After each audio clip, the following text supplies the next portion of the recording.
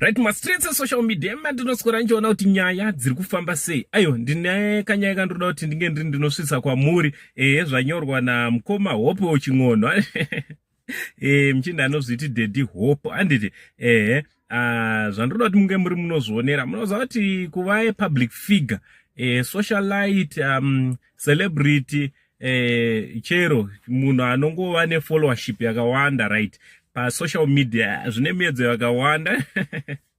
So Hope Ching'ono anazvo zvakewo zvari kuchema nazvo. Ndoda kuti munge muri munoona. So sandakuradzai, if you are new to this channel, I kindly ask you to subscribe, turn on your notification bell so that every time we upload a video you will be notified. Zviri kudi kweza kwamuri vazukuru vasekuru Saint. Umwe anomba anobhoikana kuti sei mpana uchititi vazukuru. Aiwa, unongondigamuchirawo mugore ra2022 sechanzvadzi chamai vako. Chidikidiki chachona hapana kana chakamboipa. Anditi chidikidiki last born chembamba namai vako still ndisekuru ivava. So chandauya nacho anditi post again iri panapa, right, zviverengere nechirungu. And my WhatsApp facility is not for receiving calls or looking for love. It is for you to send videos, pictures that you think I must share. Let us respect those boundaries. Send videos, pictures, text that explain the story in the videos and pictures, not to ask for any other thing. Anditi inzwaika.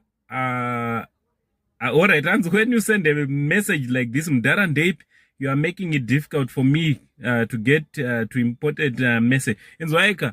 Alright, and ladies, men love to chase and not to be chased. Right. Mazviwira kuroti mukoma Hope varungo chema nekunyengwa.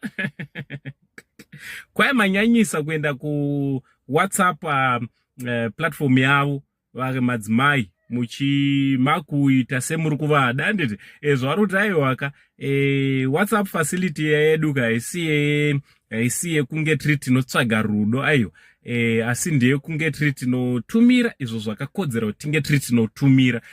Ichi chinhu chinowanikwa kuma celebrities akawanda kunze kwasekuru chete.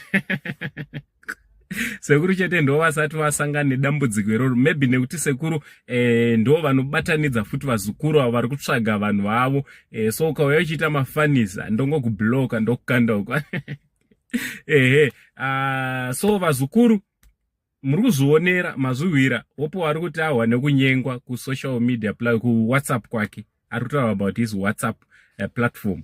Ameno munozviona sei vazukuru? Ngataura neo comment section kuti vanhu vanoendera vanhu beat kuma ladies chaiko. Pane varume vanto ne system yekutoteerera ma socialites nema celebrities kuma social media platforms avo, beat kuma page vachizama kuda kutsvaga rudo. Zviri safe here vazukuru?